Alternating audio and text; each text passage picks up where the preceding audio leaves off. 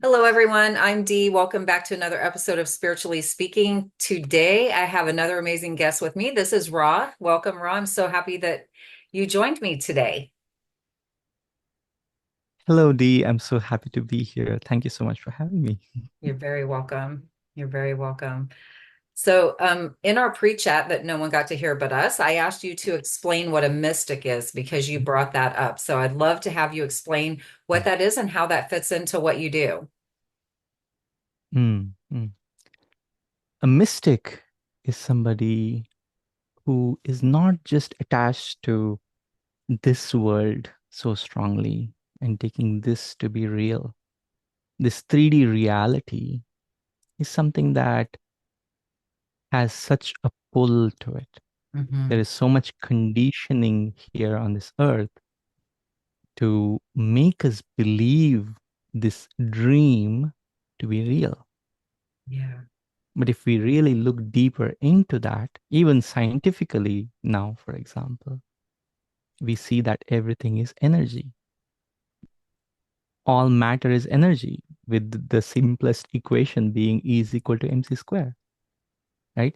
So a mystic is somebody who goes to the core of this truth and can experience this truth, can work with this truth that there is something much more than what we experience with our physical reality, something that is much more beyond our thought, beyond concepts, beyond what our headquarters can process. Yeah. A mystic is somebody who has become in tune with the mystery that we are, Hmm. who has become one with that mystery. Hmm. Hmm. That's And beautiful. that's our true nature. It is. It Yeah. truly is. And it's so interesting that you said like every single thing is energy. I remember I was watching a podcast with Billy Carson. I think it was Billy Carson that was talking about it the other day and actually saying that even the microphone that we're using is just simply energy and how we must honor that. And it's just Mm. when you get into the depth of it, it's mind-boggling. The truth of Mhm, it is mhm. absolutely mind-boggling because we're so, like you said, we're so conditioned. And I love that you said Yes. quarters. I've never heard it put that way before. That's so cool. Yeah, it's like the headquarters of this huge conglomerate company. That's how we operate our life. We Yeah. try to control everything from up here. We send a memo to our being. This is what we should do. This is what we should do. This is our quarterly plan. This is our, metrics. And we kind of like lead our life just from our head. Hmm. And we forget that we even have a heart, the rest of our being. There is so much more to us. Yeah. But the headquarters has taken over and it has become the leader of our lives. We have become slaves to our headquarters. Yeah. That's so true. Mm.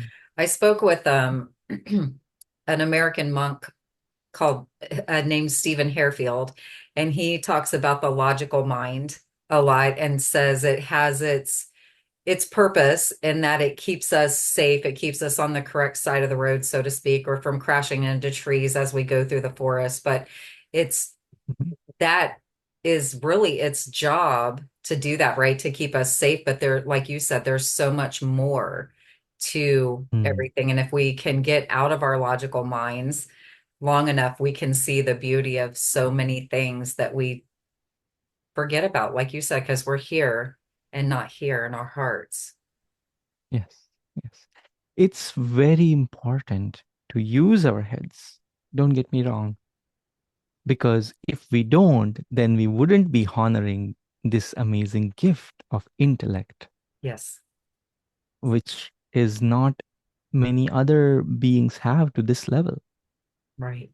in other species and such. But the intellect that we have is something that is to be used as a tool, and a tool has its place, and a tool has its function. A tool has a time to use it and a time to put it aside.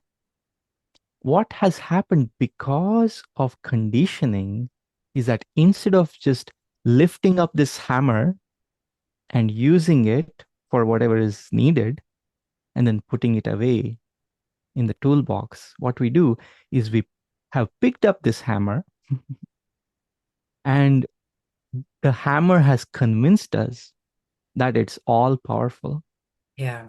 and it's the only tool that we need for everything. So instead of a screwdriver, we still use the hammer. Right. Instead of using a drill, we are like, how do I make work with this hammer? Hmm. Right. When conditioning is so strong, this is what most people are stuck with. Even people who are spiritual, Mm. even though they've had beautiful experiences, they go into beautiful meditation or they have an epiphany of some sort, which is actually an opening where the mind stops just enough to glimpse the truth. Yeah. Because we are so habituated to using this hammer that our hand reaches for it immediately.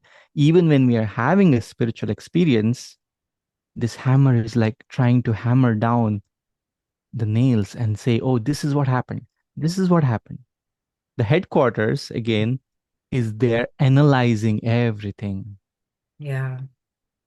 and trying to make sense of it, trying to control it. Like, oh, I know what's happening, so I'm in control. Right. So that's why we use labels for everything. We Mm. label everything good and bad. Mm. We divide everything into these categories. Mm.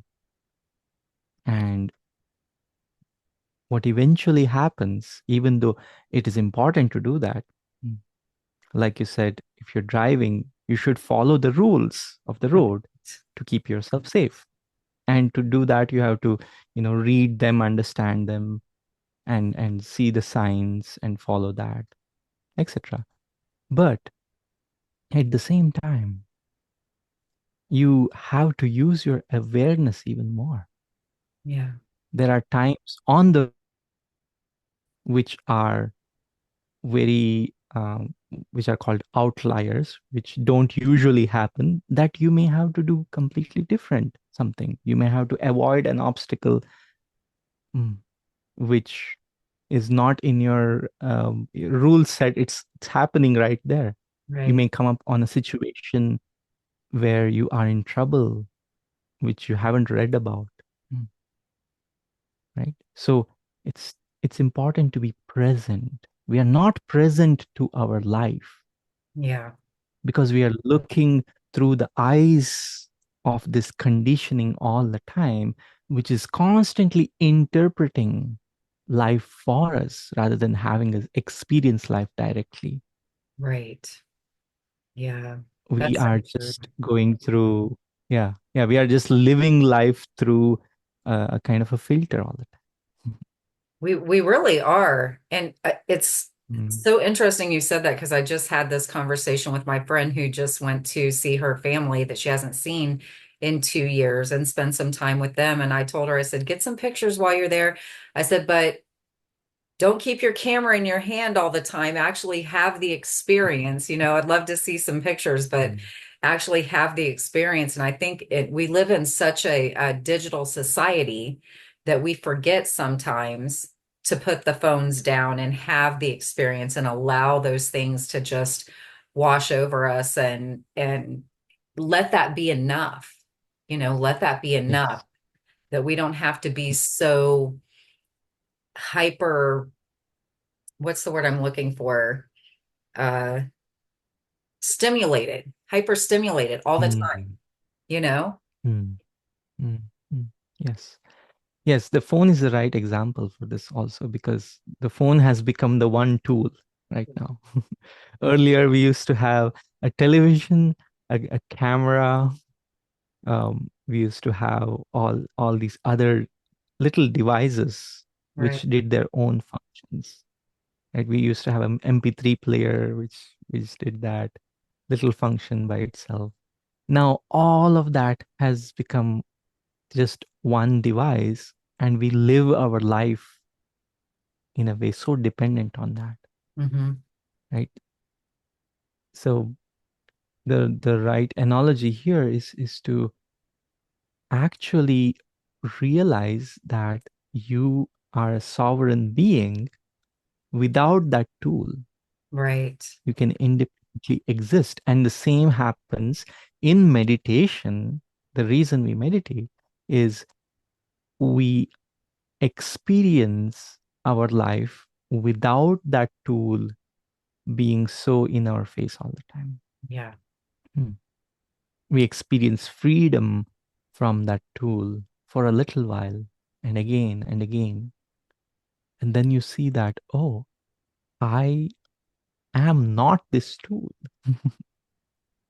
Hmm.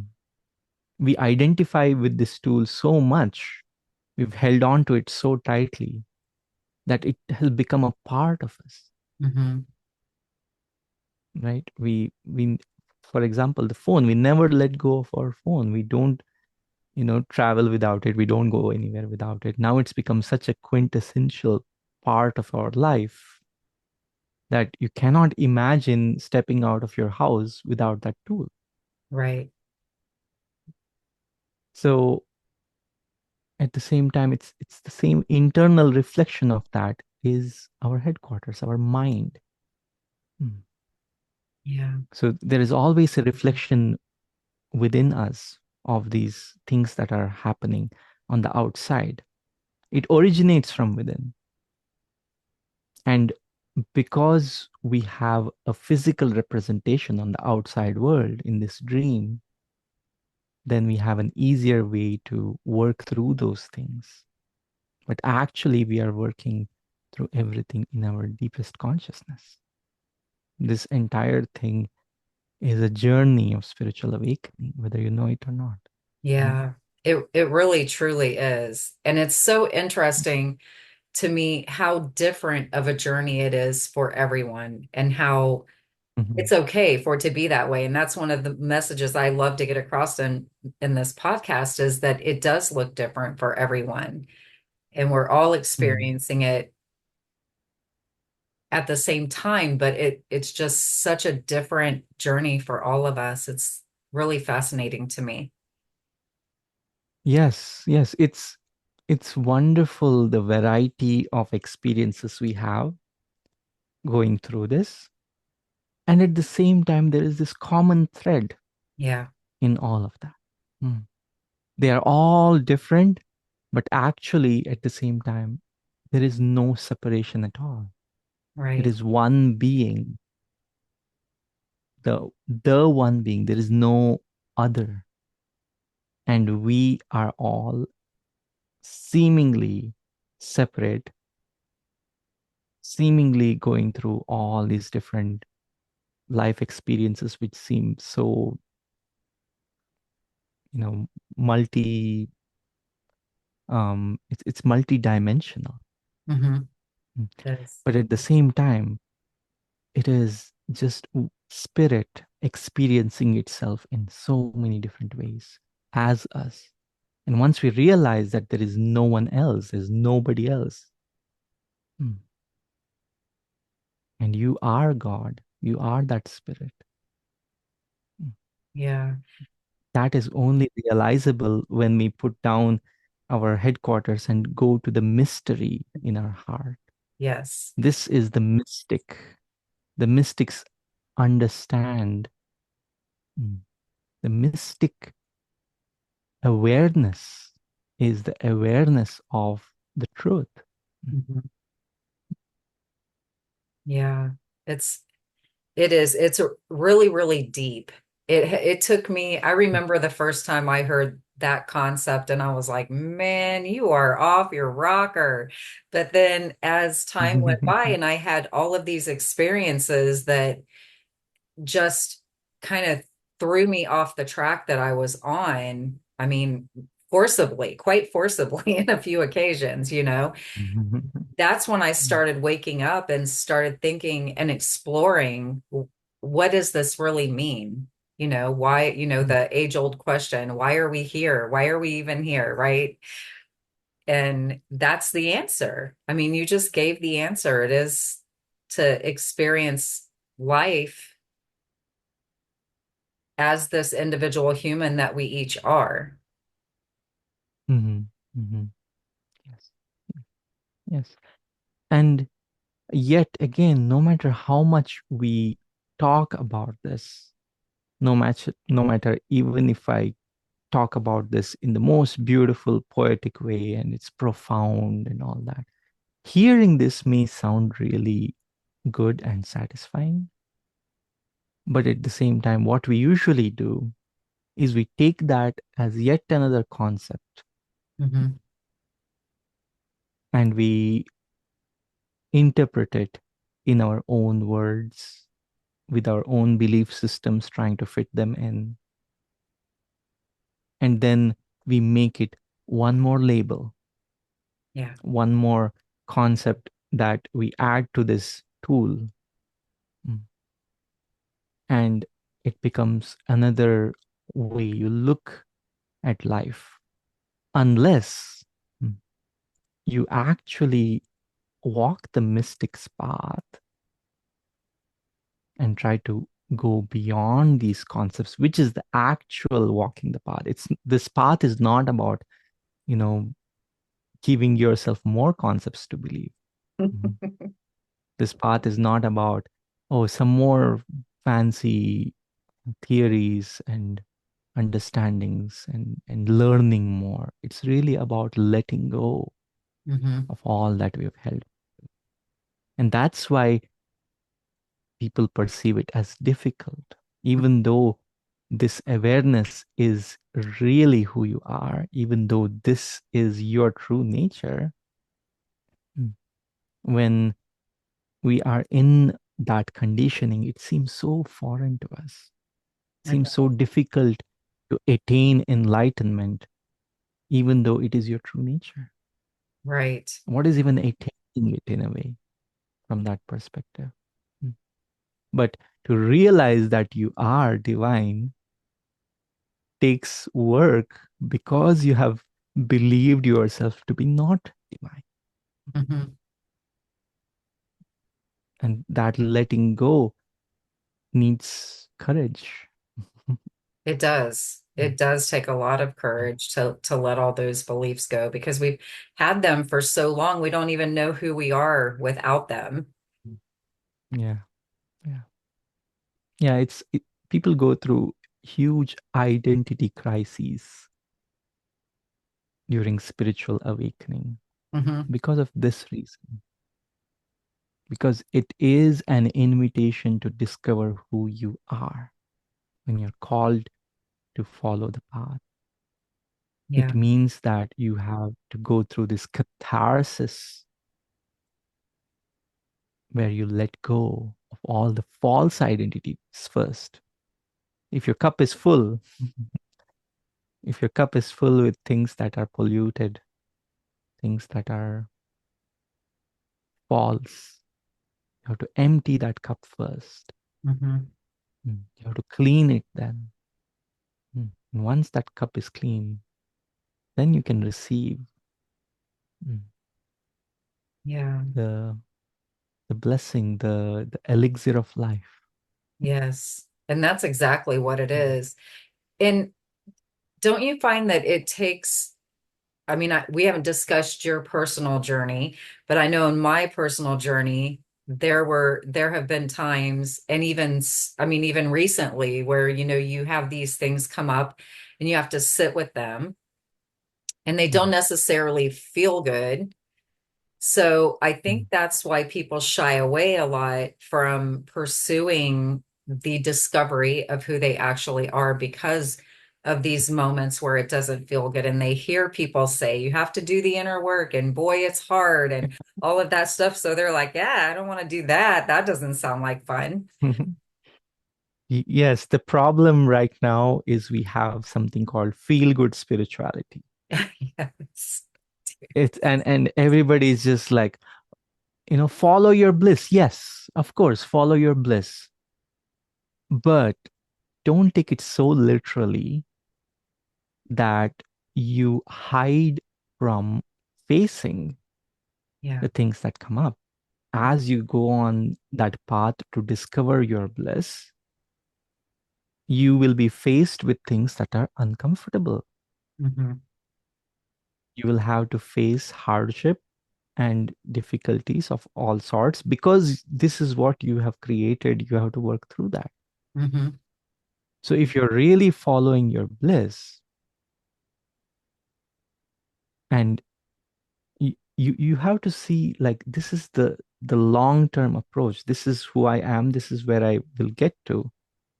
But in every moment, the focus should be what is the truth here? Right. Mm. What is the greater truth? Mhm. Not facts, not little things that we believe in. Again, that falls into the realm of the headquarters, just logic and ideas. Right.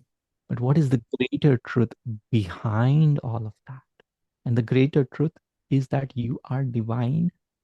The greater truth is the good news. Thank goodness. Mm.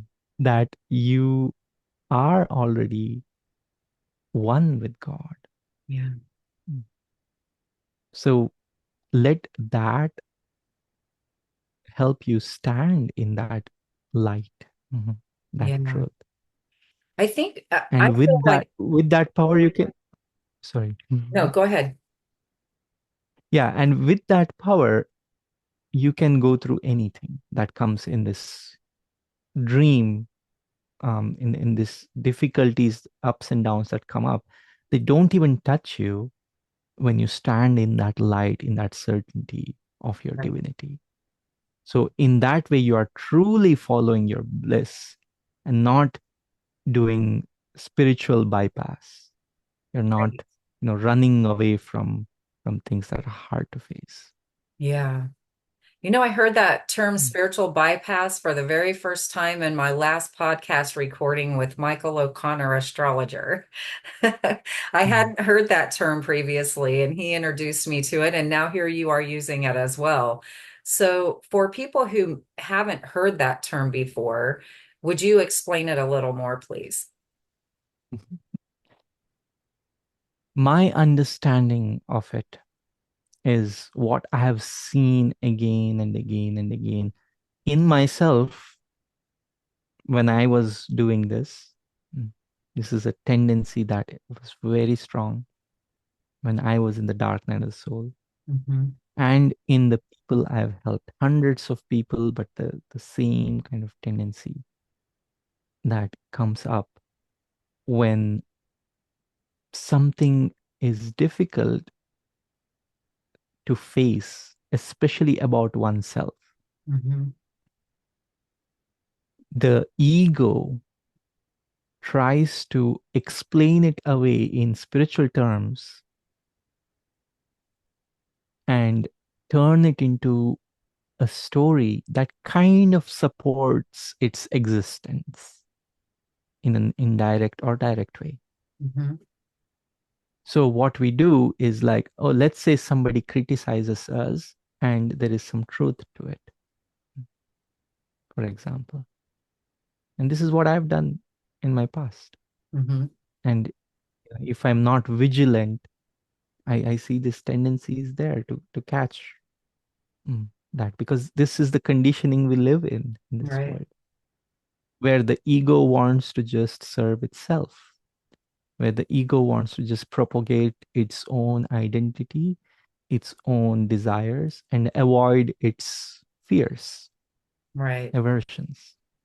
So, what it does is no matter what truth is being presented, if it's not comfortable to face that truth, the ego takes that and sugarcoats it and say, oh, that person doesn't see me rightly.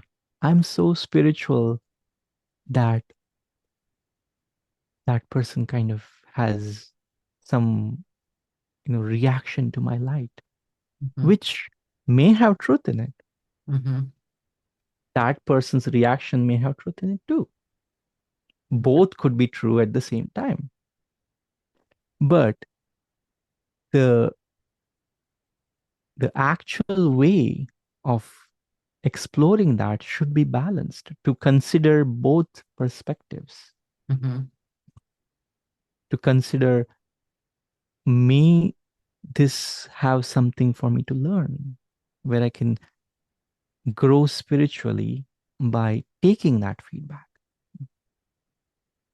And maybe there is a gap in my seeing, which I can fill, which I can correct with this person's help. Hmm.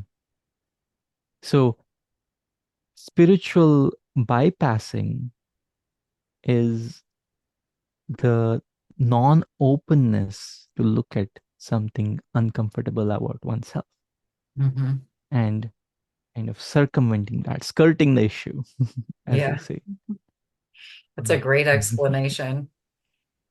Mm. It is so true. And it is uncomfortable. I mean, we don't want to look at ourselves. We're our own worst critic. We can say bad things about ourselves, but no one else can, right? Yes, If yes, they yes, do yes, it, then it's like, oh, it's a whole nother story, and we don't want to look at that. So I think that was a great Mm. explanation. And it is really important to take a look at those things and not allow ourselves to spiritually bypass it because there's so much growth there. Like you said, we can look at it and learn from it. I had one of my spiritual mentors tell me, Dee, don't let it make you so emotional. Just be ever vigilant and allow it to teach you. And that was one of the best pieces of advice I've ever gotten because I am an emotional Mm. person. I feel things very deeply. I do. Like it's it took me a while to realize that that's a blessing because Mm. even when you feel things so deeply, you feel all of the good things to the depths of your soul, but you Yeah. also feel the sadness to the depths of your soul. Mm. Even when it's not your own, you feel it. So it took me a while to realize that it's a blessing, even though I can feel that sadness and those heartbreaks so deeply, because I also get to feel the joy and the happiness so deeply. Mm. So Yes. being able to Mm. have that contrast, but I feel like a lot of people are afraid of that. They don't Mm. allow themselves to feel so deeply, like it's there's something wrong with them if Mm-hmm. they feel it like that. And I personally don't believe that's the case. I love it. I love that I feel so deeply now. But like Mm. I said, it's been a journey to get to that place where I was like, oh, it's a curse. It's not a blessing. But now I feel like it is a blessing and all its roundness, the balance of it, not even Mm. really the balance. I prefer the word harmony of it. Mm. But Mm. it can be intense. Yes, yes. And both sides of that, there is so much beauty, Hmm. even in sadness, even Yeah. in grief, even in tragedy, there is a divine beauty Yeah. that is not easy to see on the surface. It's not easy to comprehend with just the logical facts and figures and interpretations from headquarters again. Right. Headquarters says, oh, it's been a really bad quarter, and you're fired, and you're fired, and you're fired. Yeah. Right? But what really needs to happen to find that beauty is to dig deeper, to go to the core of it, like coming back to the definition of the mystic. Hmm. The mystic goes to the core of that while feeling these ups and downs, while having all the emotions and everything, mm, but at the same time going to the depth and seeing what is the gift behind this. Yeah. What is the wisdom behind this? right? I remember when my father left his body. Mm, mm. It was unexpected. It was that so hard. It was difficult for me because he had been my role model when I was a child, Yeah. even though later we had grown a little bit apart. But being there, seeing him in the hospital when they were trying to get his heart to restart, mm, and he was just laying there, and I knew his he wasn't there. Right. Mm. And that brought so much emotion up. It was uncontrollable. Yeah. Mm. I wept and wept and wept. Mm. Mm. And it was ugly. And it was, you know, um, traumatic to see these things. But at the same time, something in me wasn't at all affected. Something much deeper, was still. Something much deeper than all of these emotions, all of this grief, Yeah. was at peace. And instead of identifying with our emotions, with our, all these surface level things, this is what mostly people identify with. Yes. If you identify yourself with that deepest aspect of yourself, the true you, Hmm. then you are free. Yes. No matter what happens on the outside, no matter what comes and goes, people come and go, happiness, sadness, mm, life does what life does. Yeah. But you, mm, are untouched, Right. pristine. Mm, mm. You're already like that, but the locus of identification, mm, is misplaced. Right. Mm, mm. We take ourselves to be something other than we truly are, and that is our trouble. That is our trouble. That is our trouble. It's so Yeah. fascinating to me. I'm sorry about your loss with your father. I know exactly what you're talking about though, where that piece of you is at peace and has this knowing, because I experienced the exact same thing when my parents crossed over. They both crossed over about 14 hours apart from each other. And they always Wow. said they didn't want to live without the other. One would say, I don't want to live without your dad. And my dad would go, but I don't know what I would do without your mom. And, all that. And the fact Mm. that they passed away, they crossed over so close together like that, you know, it just was their story. You know what I mean? It's like that's how it was supposed to be. They weren't supposed to be without each other, and to see the beauty in that. And, I always say there's a lot more to this story, but I said, if my mom and dad didn't sit down and actually physically talk about the way they were going to exit this planet, then their souls talked about it, because it was absolutely amazing. And I know that sounds like a really strange term to use in this situation, but it was amazing the way it all Yeah. happened. And it was, Mm. my dad was very much of a character, and he picked on my mom a lot all the time. Like he was just one, she called him her biggest kid, and he was always picking on her and stuff like that. And she went first, and then my dad went. And I remember my son looking at me and he goes, "Man, mom, Pa didn't give her much of a break, did he?" Like he only gave her a few hours before he followed right Mm. behind her. And Mm. but that was them, so even though we were all, of course, heartbroken and hurting over their physical loss, we could all still see the beauty of the situation and that they were doing exactly what they wanted to do, which was be together. They didn't want to live on this planet one without the other. They wanted to be together, and that's exactly what they did. And it was incredible.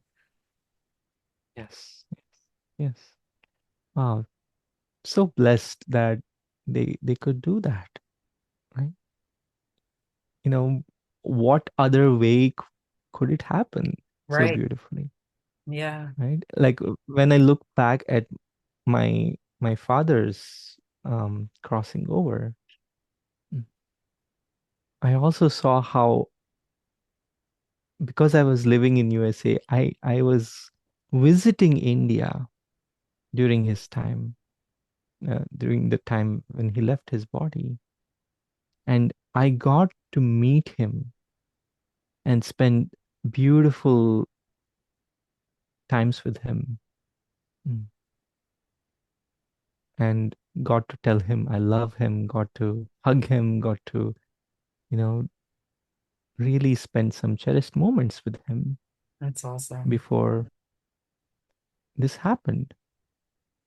So, in hindsight, I also saw that his soul was preparing for this. Yeah. He knew this was going to happen because he was doing things in his life to kind of, you know, tie things up and, make sure all the, as much as he could, mm, Yeah. prepare. And seeing this, hindsight is 2020, right? Like, wow, progression of how things worked. Yeah. Mm. Yeah. And this was also time when I had decided to go full time as a spiritual teacher. Mm. And, for me, it also meant that suddenly life is giving me a choice. My father, who was also supporting my mother and my brother, mm, financially, is now no more. Right. Mm. And the healing center, he was a healer who actually healed about 1 million people in India. So Wow. he was famous in South India. He was um, called Guruji by people. People really loved him so much for, all the help that he had um, given to them. And at the same time, there were also struggles with his organization that he had built. There was a power struggle, and people were trying to, like, oh, I'm going to do this. There was so much confusion and so much difficulties. So this there the life can become very complicated, Yes. right? It can be really hard to look through these things and go to the depth. Hmm. Mm. And it may take you a while to do it. Yeah. It may take you a lot of digging to find that depth. Yes. But it's there. It's always there. Even through all that, mm, I saw that this life has a way of speaking with us. Life has a way of leading us in the right direction, ultimately. Yeah. It, Mm. it really does. It truly does. Yeah. Sometimes it's a really gentle and sometimes it's not so gentle, depending on our stubbornness level, which I have found out. Yes, yes, yes. Because sometimes we resist so hard, we're like, no, I'm not going to go down that path. And the universe is like, oh, yes, you are. We're going to make sure of it. So, Yes. have you found that to be the case in your own journey? Do you feel like there's been times when you've resisted and it's gotten real? Know you just spoke about a dark night of the soul. So, is that a time Mm. in your life where you feel like you were resisting and the universe Mm. is like, listen, Ra, you're going to do what we say? So for me, the dark night of the soul was the way. life brought me back to my spirituality very strongly. So I have had many times when I have tried to run away from my higher purpose, Hmm. or I wanted to do it, but I kind of slowly forgot what I was actually doing. Hmm. So my rock bottom in my dark night of the soul was, strangely, on the outside, I had everything that I was looking for. I was an actor and I was starting to become famous. My movies, I was acting in the lead character, and the movie was coming out. There were posters of me all around the city. This was in Bangalore in South India, right? And I had so many friends. Mm.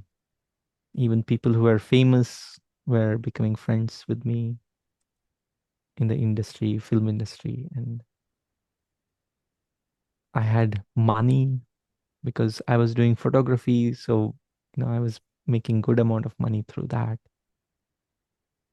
And from the outside, I lived an enviable life. Mm. Right.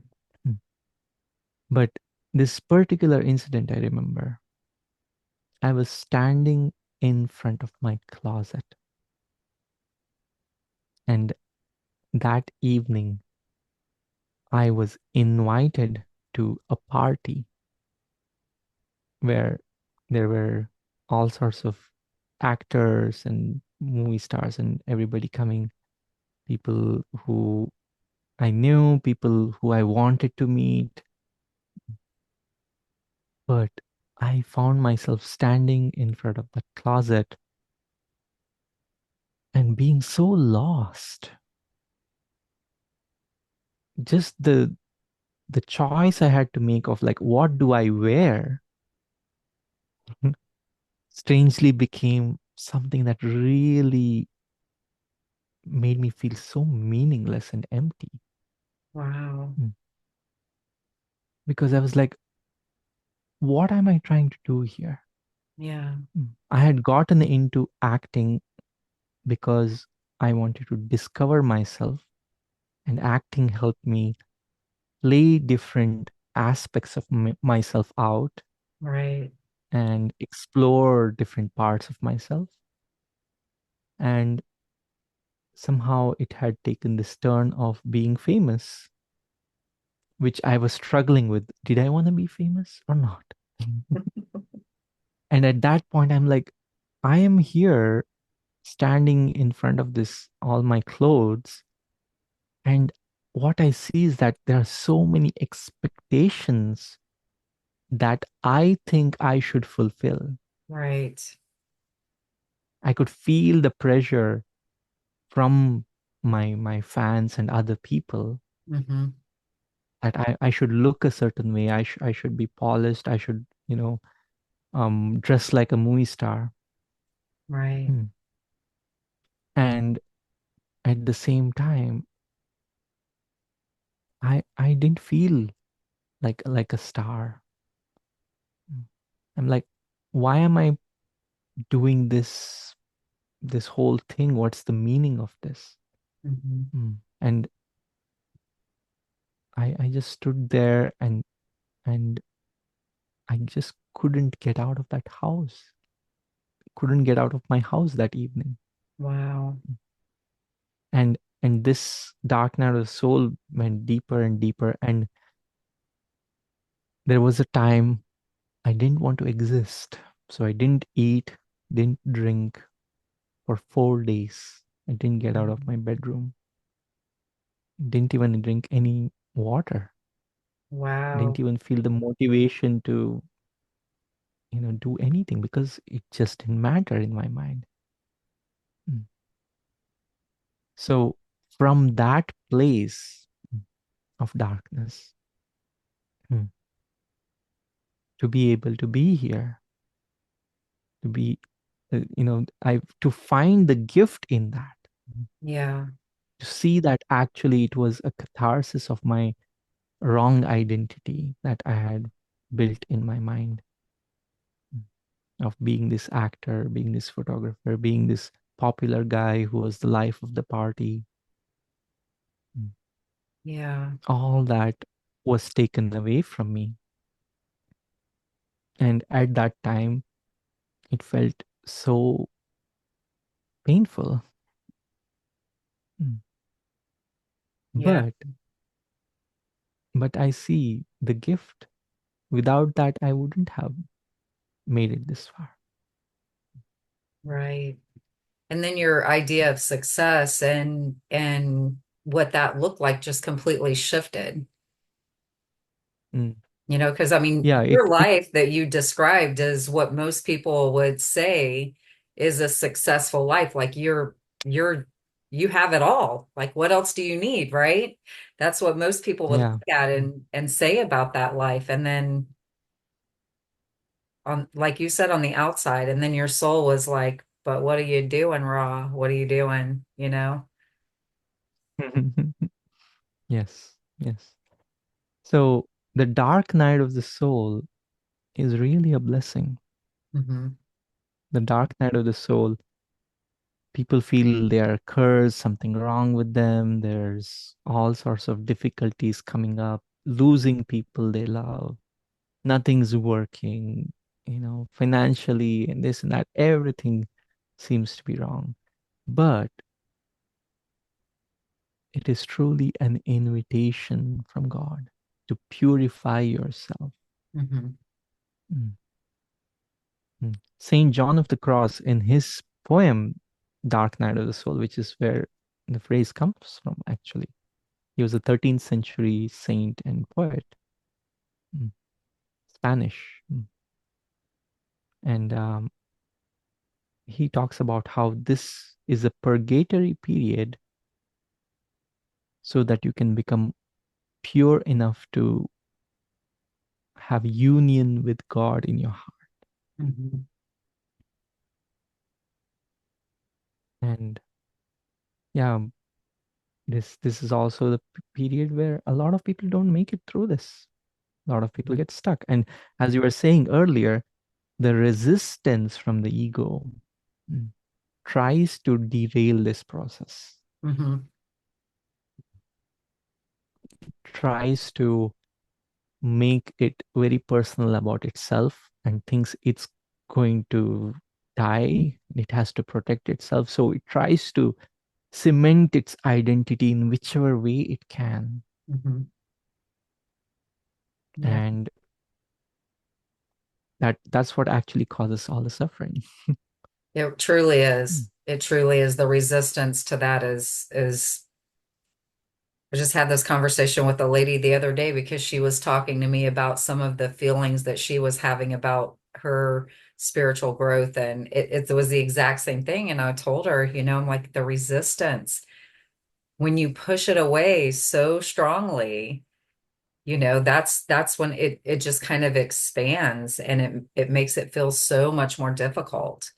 And if you just Mm. allow yourself to feel those feelings, but we've kind of conditioned ourselves to think that, and believe that if we feel those feelings, it's not a good thing because it doesn't feel good in the moment, like it's hurts and it's sad and you cry and you're mad and you don't know what to do. You're confused. It's all this Mhm. stuff all at one time, so we don't want to Mm. feel that. So we want to push it away. Yeah. Yeah. So again, we come back to this feel good spirituality Yes. that is what people pick up from social media, Facebook groups, where you're like, oh, your tribe attracts, or your vibe attracts your tribe, oh, law of attraction. And you always have to maintain your, like, you're feeling all this high and everything. But it's misguided if you follow it this way. Yeah, Mm, mm. it is very Right? much. And yeah, yeah. So instead, what you're doing is you're actually doing self-sabotage. You're developing a spiritual ego. Yeah. Mm. Like the regular ego is And not bad this, enough, right? yeah, yeah. And so it has like, oh, I don't have any ego anymore. I'm the humblest person in the world, right? which which is what the spiritual ego says. Yeah, it is. And it's actually fooling itself into the same patterns of the ego, just repackaged in a spiritual branding. Yes, Right? it's And very what true. happens with that is it's believable. The problem is it's believable Yeah, for somebody who wants to do spiritual bypassing. It sounds sweet. yeah. So the ego believes its own spiritual stories, interpretations, and creates a brand new sort of ego, Hmm. which doesn't seem like the old one. So you're like, oh, no, no, this is different. Right. Mm. But it's exactly the same patterns if you look at it. It is for sure.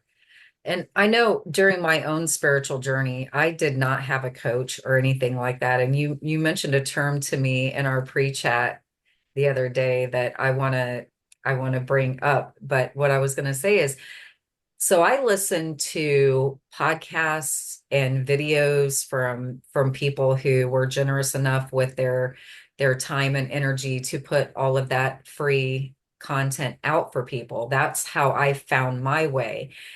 I cannot even tell you how many hours of videos that I have consumed doing the work to make myself a better me and get to the place that I am today. And I'm super, super grateful for those people and for all the time.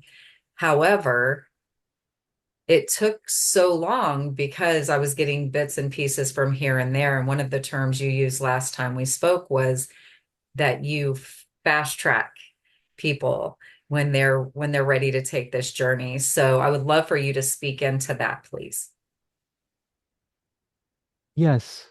So, as you said, it's definitely possible doing it alone, but it's going to take a lot more time, a lot more effort, Yeah. a lot more of kind of sifting through all this information, especially now. There is just too much information out there. So much. And it's the problem of choice is so much higher. So actually what happens to people is even though there are people giving amazing teachings on YouTube, even though we have even the secret teachings that were so taboo that knowing the secret teachings would get you killed a few hundred years ago, Yes. are now available on YouTube with the, binaural audio and all that, kind of to entice you to listen to it. Even with all this information, it's still possible for somebody to actually get even more stuck, Yeah. right? So, what actually helps when somebody is in the dark night of the soul and they are feeling confused and lost, but they want to make a breakthrough, but they know that there is divinity within them, there is a yearning for enlightenment in their heart. The best, easiest, most joyful path is something that has been done for thousands of years, actually. This is not something that I invented. Right. This is known as the Guru Parampara, where you learn from somebody directly, hmm, have an experience of what this is all about, through transmission teachings, right? So enlightenment, the awareness of enlightenment is so deep and hidden. This is why it's called the secret teachings. The Mhm. secret teachings, even if you get the words from the secret teachings, you don't get the actual secret teachings because it's not about the words. You Right. may find the text, the scriptures of that, but the awareness behind the words is the actual potent secret teachings there. Yeah, that makes sense. And that can only be transmitted by somebody who really gets that and has experienced that and can go into that dimension of awareness in their heart and then show that to you. Yeah. And this is the gift of having an enlightened spiritual teacher or mentor. Hmm. Yeah. Somebody who's not just like knowing it from, who's not a scholar. There are so many scholars out there. Yes, there's so many. Yeah, and you can argue with them for decades. And they will correct you, they will point out all your mistakes. No matter what you say, they have an opinion about it. Yes. And there are so many armchair scholars out there on Facebook and Instagram and YouTube who talk endlessly about these things without absolutely knowing anything Right. that is like really the essence of that. But Yeah. they believe that they do. That is again the spiritual ego. They believe that they know what they're talking about Hmm. so strongly. Right. They're convinced and they're willing to fight for it, Some of at them least in the definitely comment are. section. Yeah. Wow. And Right? it's like you said, it's a lot to sift through. And I can't tell you how many times Yes. I was listening to, because I didn't really have a Mm. choice. That's the only thing I had available to me at that time. But I can't tell you how Yeah. many times I'm watching it and I'm like, but what about this? Like asking the questions out loud, like they were going to be able to hear me and answer me back about it. So I think that having that guide to help you navigate through all of that and help you understand it and being able to answer those questions for you is invaluable. I really do feel like that's Yes. a valuable thing, truly. Yes. Yes. Without that, I wouldn't have been anywhere close to where I am today. I had the fortune of working with two enlightened teachers. The Mm, first one was from the Advaita Vedanta lineage of non-duality, Ramana Maharshi. And Ramana Maharshi was an amazing teacher, saint who um, reawakened this Advaita Vedanta path in a very simple and direct way, the path of self-inquiry. it's amazing. And then I lived there in Tiruvannamalai, in the place where this all started, where Ramana Maharshi taught.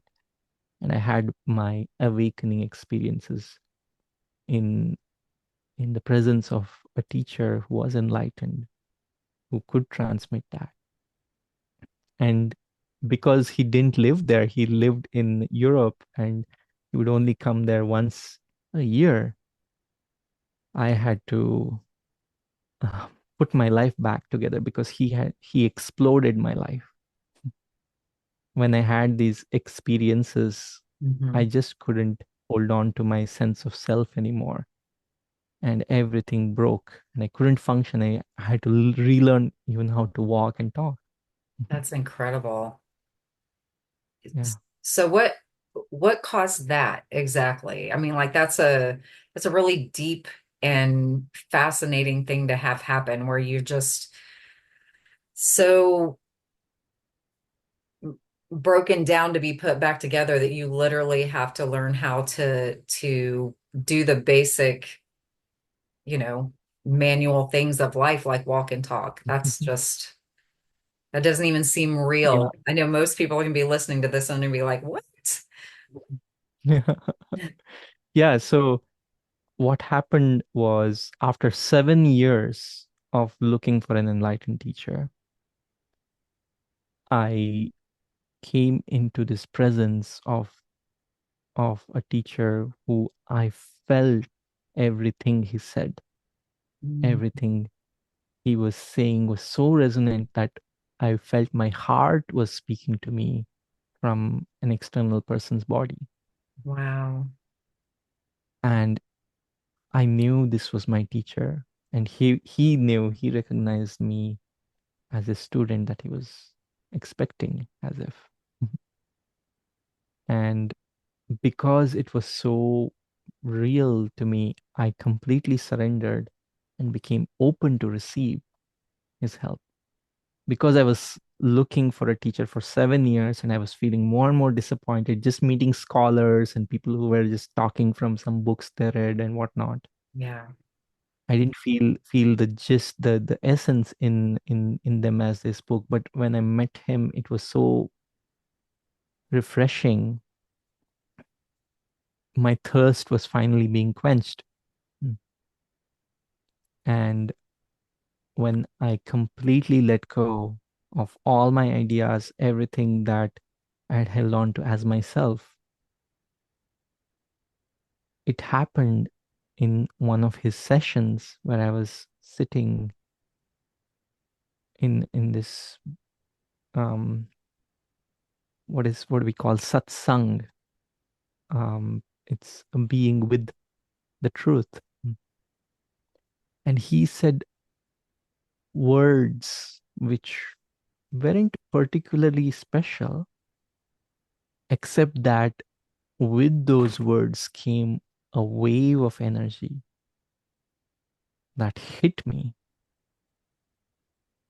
And with that wave, something in my heart that was knotted up. There was a kind of a mm, blockage there. My energy wasn't raising above that. Mm. But through that wave of energy, it just kind of like hit that and it just dissolved. I Wow. felt it dissolve. I saw it dissolve. Yeah. Wow. And my mind started freaking out. Like it didn't know what was happening, but everything was changing and shifting. It was just too much for it to hold together. And Wow. it just fell silent. It ground to a halt. And I went into what is known as a samadhi, which is an experience of oneness with all that is. You become one with all, mm, which you are already one with, but this is like But that you're sense aware of of it at separation this is point. removed. Right? Wow. Yeah. Yeah. That, And for 3.5 hours, I my body was there, but I wasn't it. I was in um, an indescribable state. But the only words I can say about that, I could write books about that, but it's also at the same time, it's just so beyond words. yeah. So I was in completely a different world, which was also in this world. Everything was light.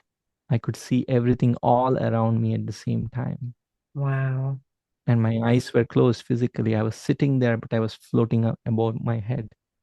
But most importantly, I wasn't there. Yeah. Hmm. There was no sense of self. And, you know, I eventually came back because somebody, held my hand and called my name again and again. There was this woman who was a motherly figure there feeding everybody food. And she noticed that hadn't come to dinner. Everybody had eaten and, were um, worried about me, what had happened to me. Because I had just gone missing. I was just sitting there for 3.5 hours. Wow. And she came and like I heard a voice from far away calling me, but I didn't even recognize it was my name at first. But slowly, slowly, my sense of self came back. And once it came back, this was such a shock to my system, this first experience. And then again and again, experiences happened which were other dimensions, other perspectives of the truth, other samadhis that my normal conditioned mind just couldn't handle that. those repeated um, direct experiences with truth. Wow. So I had to look at everything I knew from a fresh perspective. I was forced to unlearn and give up everything because nothing I knew anymore. I could say this is actually how it is. I had no definition for life anymore. I had no definition for myself anymore. I couldn't make a plan. I couldn't continue my movie, my photography things. Mhm. I had to let them go. And I just didn't know what to do. So I left everything and just stayed there in the place that I had met my teacher. He left after um, his 10-day retreat that I was at, that was complete. And he went back to Europe, and I just didn't know where to go from there. So I just stayed in Tiruvannamalai, this place of Ramana Maharshi. And And how long were there you were there? times How, I lived, you know, that time I lived there for many months until I had to visit my family, which was very strange, which was another huge experience, was like how to relate back to people. right. But I just eventually I would come back and go back, and I you know uh, tried to fulfill my um responsibilities with the photography and acting, and I just couldn't. I had to break down in front of one of my photography customers who was also a friend. I had to break down and cry and say, I'm sorry, I wanted to do this for you, but I just can't give you these photos and whatnot. So I just kind of eventually just moved there full time, and got a long-term place and just lived there. So on and off, I was there for about 4 years. Continuously, I lived there for more than a year. Um, and that's when I met my second teacher, when all this was uh, kind of slowly coming to an integration place. And I was able to tune into the gifts from my first teacher fully after about 3 or 4 years, is when my Buddhist mysticism teacher, he arrived on the scene. And I knew that he was coming in my heart. I knew Yeah, that something was going to change. And when he arrived, I knew this was the next step in the path. that's And amazing. yeah, yeah. So it's fascinating how this works. And the best thing you can do is work with an enlightened teacher, Yeah, a transmission. That's the fastest way, the easiest way, the most joyful way. Mm. yeah. That's so amazing. I love that. I love that you got what you needed. Maybe not what you wanted at that time. It took you a little, shook your world up a little bit, but I'm glad you got what you needed. So, and that you're now helping other people find what they need and come to that truth within themselves. So, if someone would love to work with you, Ra, where can they find you? Yes. What I received from my teachers is what I pay forward, right? I learned the transmission teachings. My Buddhist m- mysticism teacher empowered me to do these teachings, but I also have been a healer since my childhood, learning how to move energy, and I was clairvoyant since my childhood. So I actually bring together three lineages, from my father, from my first teacher, from my second teacher. And when I work with people, I try to give them all the support because I know, how it feels like when you did get something and then you had to fend for yourself Hmm. for a long time. Yeah. And then again got to be with my teacher again once a year. So what I do with my students is I work with them once a week, right? So that they have so much support, and we have built a community of people who are going through this, so that you don't need to feel like you're doing this alone. And Yeah. there are other people, you can hear how they are moving forward. You can get inspired, right? And there is a structure which you can work through, mm, that gives you this balanced and practical way. There is such an emphasis on practicality, because this is what I learned from my Buddhist teacher: the middle path, the balanced path, Yeah. where you can learn to be deeply spiritual and at the same time be a powerful and practical person in this world who can get things done. Right. They can coexist.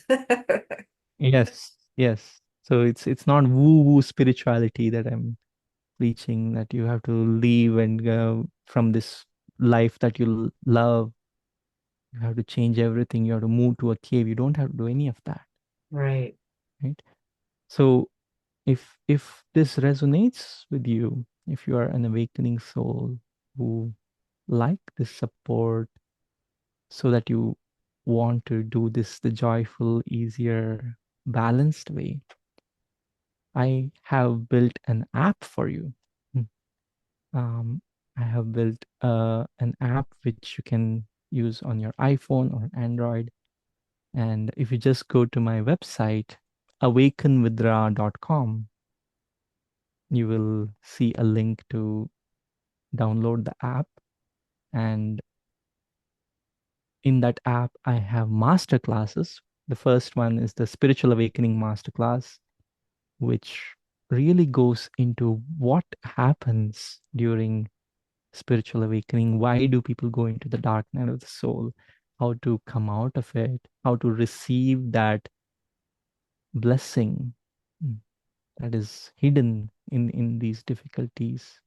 There are other spiritual master classes, like uh, currently in my community, I'm offering the 7 steps to enlightenment. This is based on the Buddhist Saptabodhyangas, which is the 7 factors of awakening, as it's called. But these are also very prescriptive. You can take them step by step. Mhm. So I'm offering some of what I teach in my community to my students. I'm also offering some of that in the app for free, so that you can see if this is really something for you, and you can benefit even just if you just consume the free master classes, Right. and take something out of it. That's my intention, to help you, help as many people as possible, because there are millions of awakening souls right now who are so confused, Yes. who don't know what's happening, why it's happening, what to do about it. So I want to give as much guidance as possible. So that's why I made this into an app. That's why um, I'm trying to reach as many people as possible with this message, that even though it might seem really dark in your life, right, you are the light. Yeah.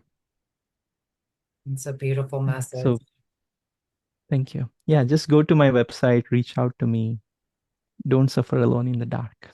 Yeah, don't suffer alone in the dark. When you're finding your own way, it's a tangled jungle you're crawling through at Mhm. times. So definitely having someone there to help guide you is an amazing thing. So thank you, Ra. I appreciate your time today. I appreciate you and what you do Mm. in this world, bringing light to the planet, even more light, because we certainly need it right now. So thank you very much. Thank you so much for having me, Dee. And thank you for your beautiful questions. I remember in our pre-chat how I saw you are so sincere. You have such a pure heart and Thank such you. a beautiful intention. So I appreciate you very much. Thank you so much for having me and this beautiful conversation we just had. Yes, thank Namaste. you. Namaste. And thank you everyone for joining us on this beautiful episode. I know you enjoyed it as much as I did. Please like, share, and subscribe so we can get this message out to as many people as possible. And as always, I love you all. We'll see you on the next one.